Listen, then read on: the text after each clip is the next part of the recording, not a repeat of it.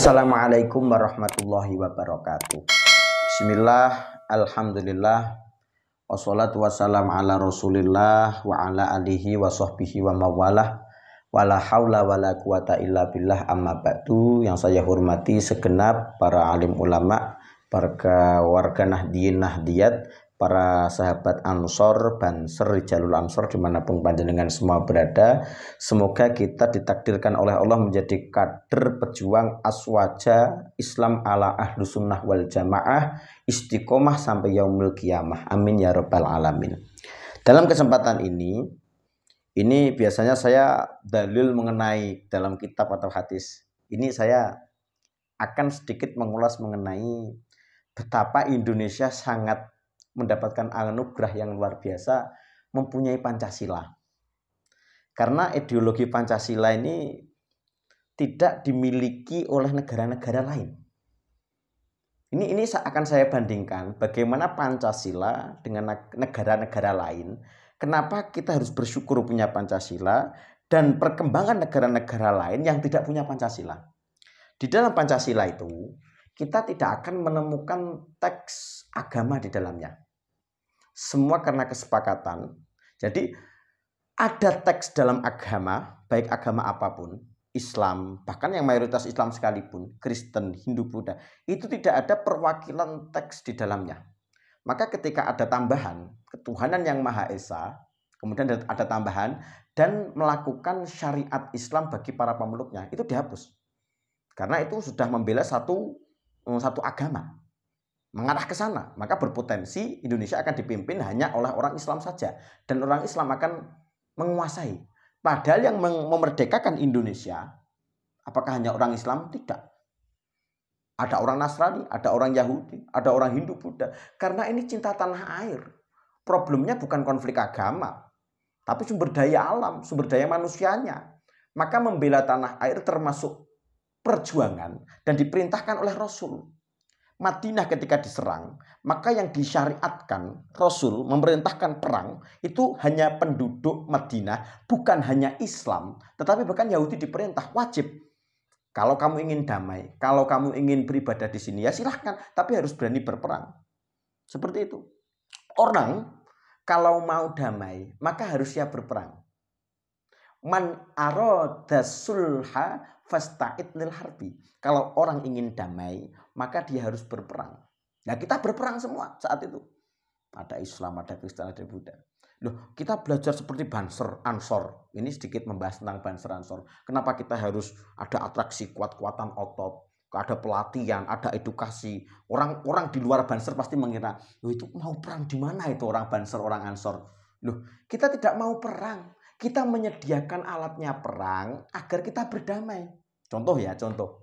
Kalau kita tidak punya senjata, orang baik kalau tidak punya senjata, maka yang menguasai senjata orang-orang jahat.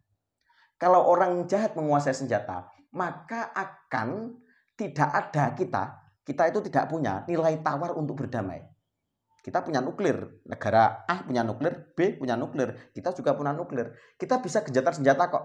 Kalau kita perang, mereka akan rugi, B juga rugi, A rugi, kita rugi, sama-sama rugi. Maka ketika mereka menyerang, mau menjajah kita, berpikir 2 kali. Iya apa tidak? Iya, berpikir 2 kali. Karena kita juga punya nilai tawar, kita siap untuk perang. Kalau perang, ayo kita sama-sama rugi. Tetapi kalau kita tidak punya apa-apa, nuklir juga tidak punya, kita mau berdamai, loh, berarti opo dek damai mbek awake dhewe. Maka kita harus fasta'id lil harbi. Nah, ketika kita sudah damai, alhamdulillah, maka dibuatlah konsolidasi umum bahwa tidak ada teks yang diajukan di dalam Pancasilanya. Nah, maka ketuhanan yang Maha Esa dan seterusnya. Nah, ada negara-negara yang tidak Pancasila. Contoh seperti di Eropa Timur menggunakan ateisme. Itu ketika revolusi untuk menjadi negara yang PKI, yang komunis, itu membutuhkan 110 jiwa korban untuk revolusi menjadi ateisme. Itu pun tidak bertahan lama, 70 tahun saja. 70 tahun saja. Padahal NU, Ahlussunnah wal Jamaah itu ada sejak Wali Songo, terbentuk 26, sekarang hampir 100 tahun, hampir 1 abad, menuju 1 abad NU. Ateisme ditolak karena tidak mencukupi hati manusia. Yang kedua, ada namanya sekulerisme.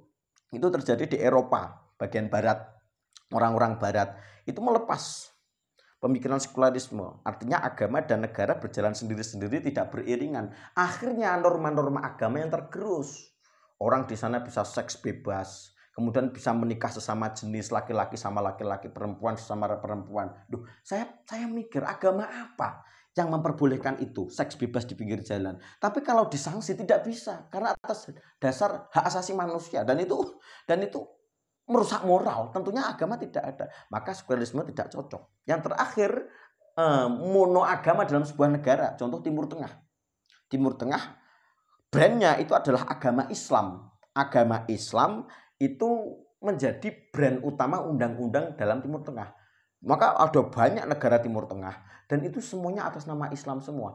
Kalau Islam itu dijadikan alat untuk berpolitik, padahal politik itu produk manusia, sangat berpotensi menjadi alat, maka Islam hanya akan menjadi alat berpolitik pemuas nafsu. Ya, karena orang yang berpolitik itu tidak suci, agama suci.